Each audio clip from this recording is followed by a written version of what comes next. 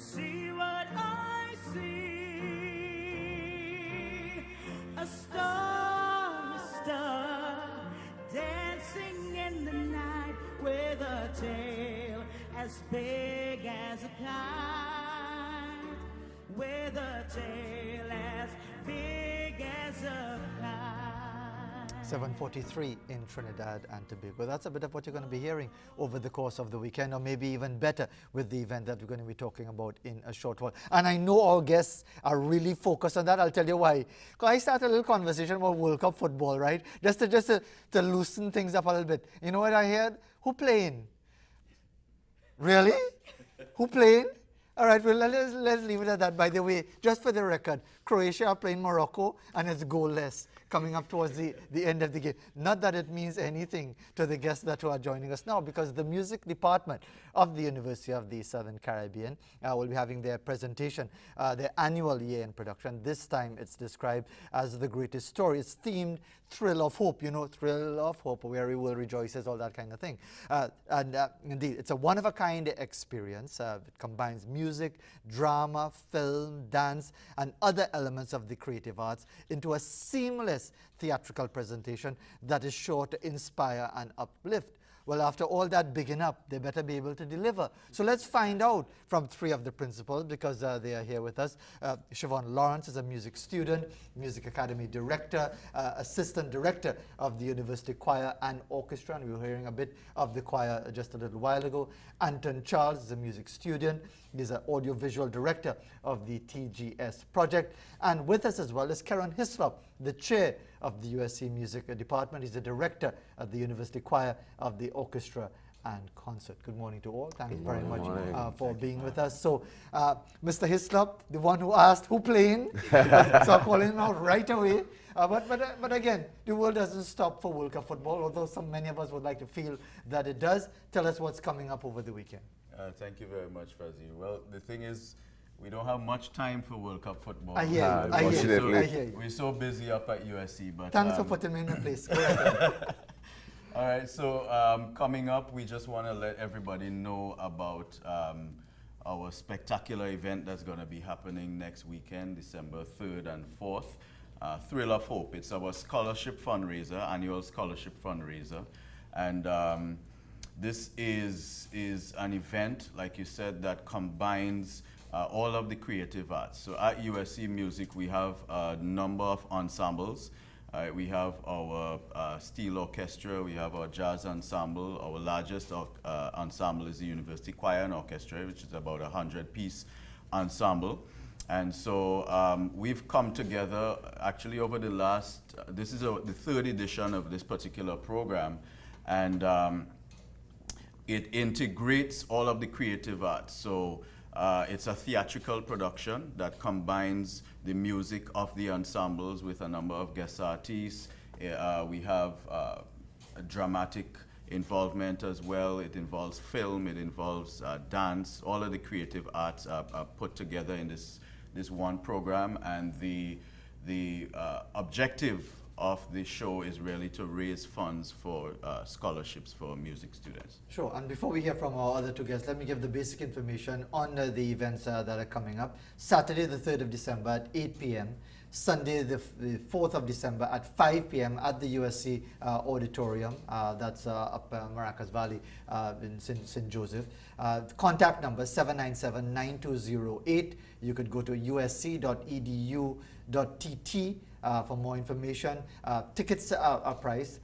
Children and students with ID $150, general $200, special reserve $350, and premium $500. So you might get ice in your glass with premium in that sense. Sunday it's $150, $200, and $350. So the premiums get pelt out on Sunday. So which is interesting. So the premiums get Saturday, but they don't get Sunday. Maybe for the premium, early start is too much for them. But indeed. So there we have the basic information for you, and there are a number of ticket locations, including the USC cashier, and all the information will be, of course, on the USC website as well. So let's hear from Siobhan Lawrence, and your involvement in the event, and how much are you looking forward to this exercise? I am very excited for this event. This is my second year performing with the ensemble. I'm a student, as I said, part of the chorus, and also responsible for the directorship of the choir when Mr. Hislop assigns that to me. It's wonderful to see young people. We have high school students, we have university students, we have persons who are not musicians in terms of being professional, but amateur musicians joining us. It's a wonderful learning experience as well. There is a lot of music, a lot of exciting music that we do. There's a lot of energy, and I am really looking forward to it. And how do you present something like this? It's a common story, it's a common theme. Many people have done it over many, many times. Yes. And trying to come up with something that defines it as different. How do you come up with that? This year, I think Mr. Hislop could probably even give more information about that. We are going beyond just the Bethlehem story.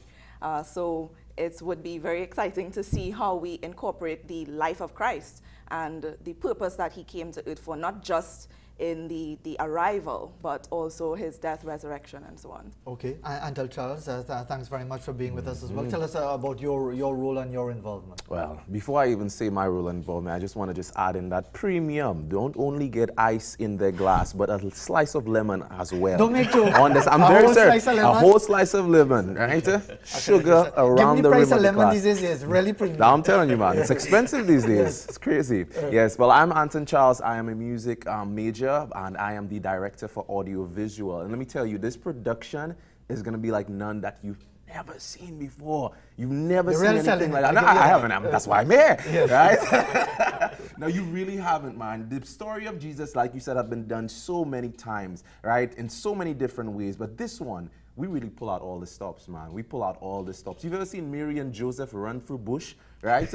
Well, you're gonna see it at this production, man, right? There's a lot of drama, there's a lot of action, there's a lot of talent, right? The music is amazing. The light show, the theatrics to everything.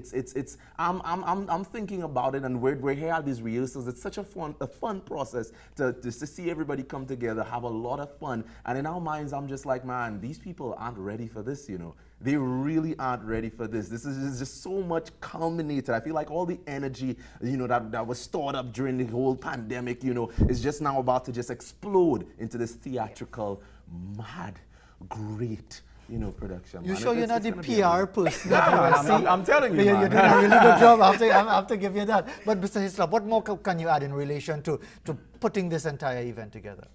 Well, it's been an extremely involved process. Anton mentioned the choir and the orchestra and so on, putting the music together. But in addition to that, we have had a number of different teams. We've had the production team working on, we have live actors, the Mount St. George Drama Group coming in from Tobago. That is going to be combined also with film, like I said, pre-shot scenes. So they've been shooting for the last 3 or 4 weeks. Like he said, you know, Mary and Joseph escaping to Egypt, running through the bush, right? All these kinds of things. We have the story is being narrated by Kerron Sandy, who is a nationally well known for spoken word, of course, acclaimed spoken word poet, along with 2 very talented young kids, 6 and 7 years old, Asaya Hislop and Kerron Clark. Kerron Clark just published her 7th book by her 7th birthday, right? And so they're going to be narrating the story, and it's going to be a combination of film, visual, what you see, pre-recorded, as well as the live action, as well as the music integrated into that. We have an army of set designers and costume designers, and you know, just it's a massive production. It sounds that way. And just final words from our other 2 guests as well, Siobhan Lawrence. Of course, it's a tremendous production, but how important is that message, that fundamental message, that people don't lose sight of the fundamental message of a story like this? But I think fundamentally it's a message of hope. It's probably the widest known story of hope that that we've known. And for many people around the world, Christmas is a time for giving and sharing and love.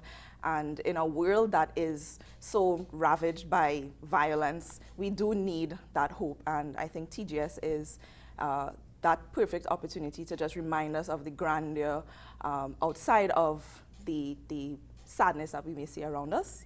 We are reminded that there is something beautiful to be experienced in life. And Anton, I'm interested in hearing your perspective of that, because often, you know, with the grandiose presentation, the beautiful lighting and the wonderful choreography and so on, sometimes the sheer simplicity of the story, whether it's this story or any similar type story, is often lost, that the humble circumstances might be overlooked, and to understand what that represented based on your religious belief and so on. How important is it to really ensure that that message is not lost? I think, like, especially because of the time that we're living in addition to the message of hope, I think, like, the message of family, right? Especially the season as well. We see a lot of the family of Christ, right? We touch on, you know, his mother, his father, the relationships, and not just that, the way Jesus himself was able to make everyone his family, the love that he portrayed to the point of, you know, dying for us because of that great love. You know, I think that is, you know, important to be able to, you know, convey to the listening audience. And I believe that families who come through, we're hoping that they continue to be closer to each other, not just to the immediate sense, but to the members around them. It's a way to unify everybody that has been so distant for all of these years, and that is really what we're trying to, at least one of the things that we're trying to, you know, capture. Sure. And before time runs out on us, just remind you again, it's the University of the Southern Caribbean, their premier event, fundraising event. It's the greatest story, the thrill of hope. It's a music scholarship fundraiser, and again, it's on Saturday and Sunday. Saturday, the show time is 8 p.m. Sunday, it's 5 p.m. And indeed, let's remind you again of the contact numbers. It's 797-9208. You can go to the website, usc.edu.tt. Number of ticket locations, USC Cassia would be one of them. But call the numbers, go on the website, get all the information. And don't forget, for premium $500, you're getting a slice of lemon. With sugar around the rim. With sugar around the glass saying, as well. I mean, oh gosh, you can't want better than that. Thanks very much for being with us this morning. So all goes well with the event. We'll be back right after this here on Morning Edition.